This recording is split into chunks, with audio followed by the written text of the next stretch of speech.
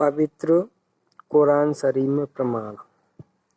इसी प्रकार पवित्र कुरान शरीफ के अध्याय सूरत फुरकानी सम 25 आयत 52 से 59 में कहा है कि वास्तव में इबादत कबीरा पूजा के योग्य कबीर अल्लाह है।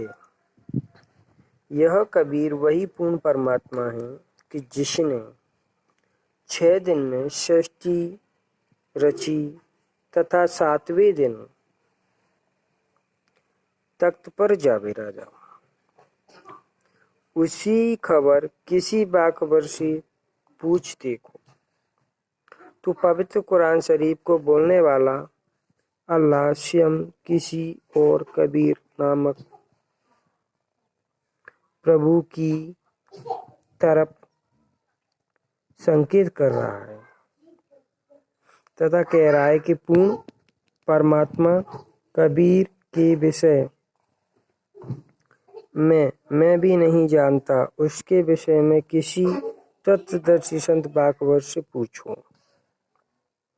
तो कबीर जी ने यही कहा था कि मैं स्वयं पूर्ण परमात्मा अल्लाह कबीर अकबीरू हूँ। अपने स्वस्थ का संदेहवाहक रूप में ही स्वयं आया हुआ हूँ, मुझे पहचानो। परंतु ऐसे आचार्यों ने पहले भी परमेश्वर के वास्तविक ज्ञान को जनता तक नहीं जाने दिया।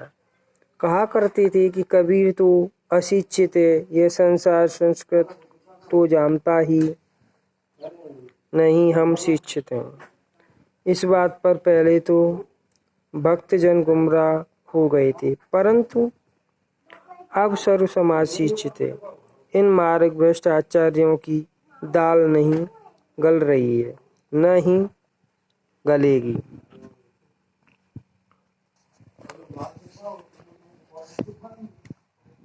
शलील अल्लाह जसद मोहम्मदिन फिल असिजादी अल्लाहुम मसलिल अल्लाह कबीर कबीरन मोहम्मद फिल कुबुरे फजाइल जिक्र 5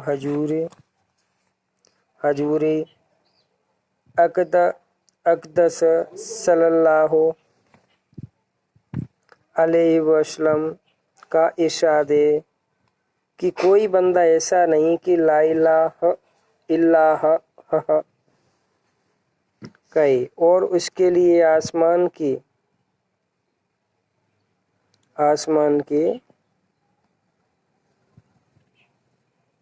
दरवाजे न खुल जाएं, आसमानों के दरवाजे न खुल जाएं, यहाँ तक कि यह कलमा सीधा अर्श तक पहुँचता है, बशर्ते कबीरा गुनाहों से बचाता रहे। पर कितनी बड़ी फजीलत है और कबूलियत की इंतहा है कि यह कलमा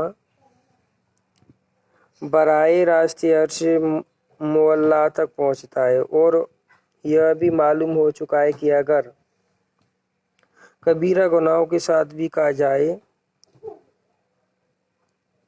तो नफा से उस वक्त भी खाली नहीं।